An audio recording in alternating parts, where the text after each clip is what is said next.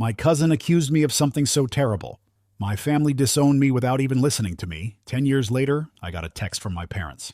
I first posted this on relationships and it got auto-removed, and I got no answer when I tried to get them to check it manually. Please note that no one involved is under 18 anymore, and the situation did not involve sexual abuse. That's the whole point. I've never had an account on Reddit before, but someone on another forum linked this subreddit, and I've been reading some stories. If this is the wrong subreddit, please let me know. Also, English is not my first language, so bear with me. It's pretty much like the title says. I just feel so lost on what to do. This is tearing up wounds, and old rage is building again. Let me give some backstory. I grew up in what was probably the most normal of normal household. Parents worked a lot, but still managed to care for me and my 3 older sisters. We were never super close as a family, but never had any issues either. Same goes for my extended family. They always lived a few hours away, but we saw each other during summer holidays or Christmas and always got along great.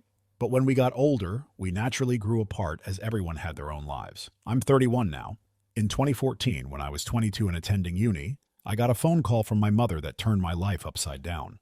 I remember I didn't even answer at first because I was gaming with friends, but she called again immediately after the first call.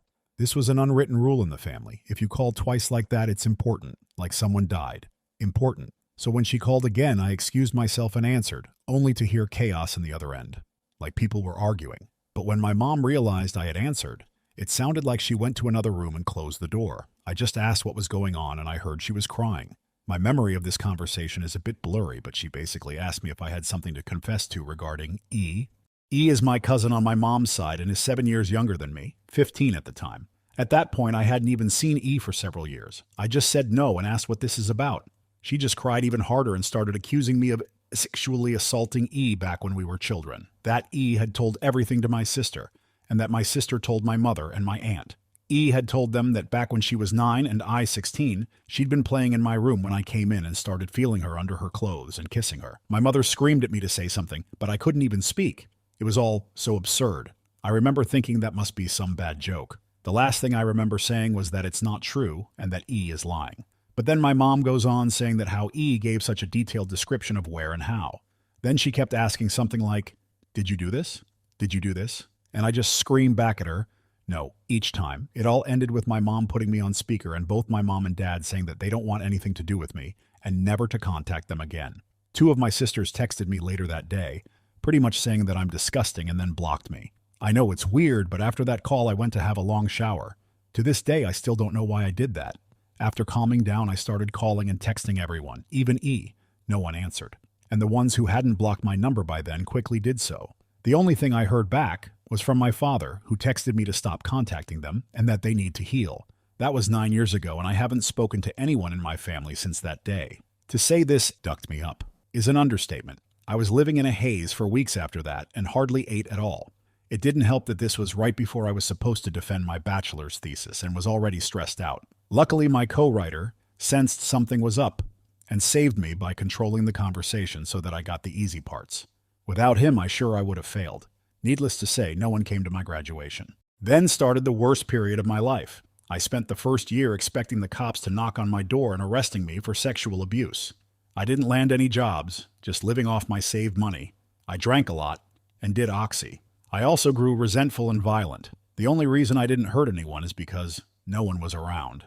My neighbor called the cops on me once after I had smashed a glass, but I managed to convince the officers that I had just dropped it, and they went away since there were no others inside my apartment. Instead of sleeping, I spent my nights planning how I could hurt E and make sure no one ever found out, even thinking how I could actually do the things she'd accused me of, but much worse. I know, I'm not proud of that. I landed my first real job in my field in late 2015. Only then did things start to improve. I focused all my time on my job, as it gave me something normal to do. Recovery was a slow process, but I drank less. Sober now for 4+ years and smiled more. I lived cheap and earned good money, so I made a point of buying myself a nice gift for my birthdays, a VR headset, a motorcycle, Lego, etc. And last year I moved from my shitty apartment and bought a small house. It was an old dream of mine to have my own garage and a garden to care for. This has boosted me even more, so my life is okay now. I still got problems. I've been on antidepressants for the last few years, and while they help, it's not in a happy way. They simply remove the dark thoughts and replace them with dead ones. My trust in other people is close to non-existent. I've tried dating, but only been on 2 dates with 2 different women. It's really hard to speak like a normal person when it comes down to it. And what would I tell a potential partner when she asked about my family? Oh, they accused me of a heinous crime and we're not talking anymore. But I didn't do it, I swear. My field is very male-dominated, so the only woman I really speak to is my therapist, who I like a lot. If this text was difficult to follow, I apologize. I'm not good with words on the best of days, and I started rambling a bit when it all came back to me. It's already getting long, so I will fast forward to my current issue. A few days ago, I received a text from my mother. It felt unreal, and I was scared to open it at first, so I just stared at the notification for hours before opening it. Yesterday, another text followed. Translated, they basically say. Text 1. Hi, my name. It's been so long since we talked. We miss you and want to know how you're doing. Here she writes a long text about my sisters and how my nieces and nephews are getting big. I didn't even know I was an uncle. Know that we love you and always will. Mom and Dad. Text 2. Hi, my name. We understand if you don't want to talk to us after what happened, but please listen. Last month, the subject of you was brought up at a family gathering. During this, E was downplaying everything that had happened to her. It got so awkward that she finally admitted that nothing happened and that she probably just dreamt it. We were all appalled by this.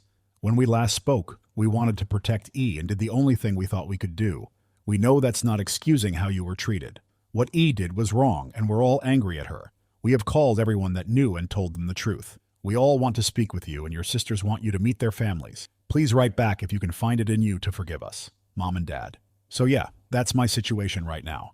I haven't answered, but they no doubt know I've seen it.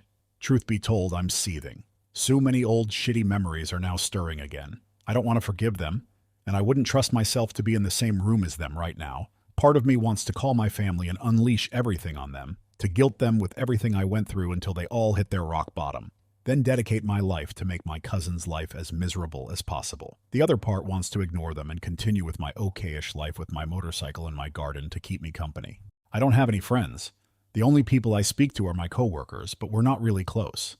I've called my therapist's clinic, but they told me she's on vacation and won't be available for weeks, and I don't want anyone else than her. So that leaves internet strangers. So please, where to go from here? Do I ignore them and continue as is? Or do I answer? And if so, what to even write? I'm pretty sure meeting them in person would be a bad idea for a foreseeable future, but I'm not even sure how my life can improve from picking up those old threads. As embarrassing as it may sound, I've dreamed about the day when they apologize to be them throwing themselves to the ground and kissing my feet. Texting seems so anticlimactic now. Edit, holy shit, I went to bed yesterday after answering a couple of comments. I was happy then when someone just said to wait for my therapist to come back, something that had flown over my head. Now there's 1,300 comments. I can't possibly answer all, but I'll try to read all when I get home from work. I just want to address something I saw a few people mention, that my therapist wouldn't leave for that long without telling me. I don't know how this works in other places. But this is a state-run clinic, no hourly rate or anything. I got assigned to her when first going there, which means she will continue to get me on meetings that follows. But that is not 100%. If she's on leave or sick, I might get someone else. 4-6 weeks of vacation is not uncommon. Update. It's been a while since my last post and I can't count the people asking me for an update. So I thought I'd post one, even though there's not much to say. First, I'd like to get a few things out of the way. 1. Thanks all who wrote and offered support and advice. I'm sorry I couldn't reply to all, but know that I've read them. Also, thanks to everyone who reached out to distract me with talks about my hobbies. I know I wasn't very responsive, but I know you meant well. To the openly hostile ones, borderline threatening me to quit antidepressants and counseling and instead accept insert religious figure here into my life. No. 2. Many people told me I should pursue legal action. I didn't mention this in my first post, but I decided against that long ago for a few reasons. Best case, she would get a slap on the wrist and I wouldn't gain much at all. I just don't think it's worth the legal headache, and if I somehow would end up losing, I'll owe her legal costs. With that cleared up, I'll add what's actually going on with my life right now. Know that I wrote the original post in an anger and because I was completely lost on what to do. I needed a kick to the head, and I got that within like the first 5-10 comments. That was really all I needed. I've met my therapist. I was first scheduled for September, but she managed to move it, and we've had 2 talks so far. She also read the original post and many of your comments. While she would have preferred me to confide in a colleague of hers, in the end she was glad you guys told me to calm down a bit and wait.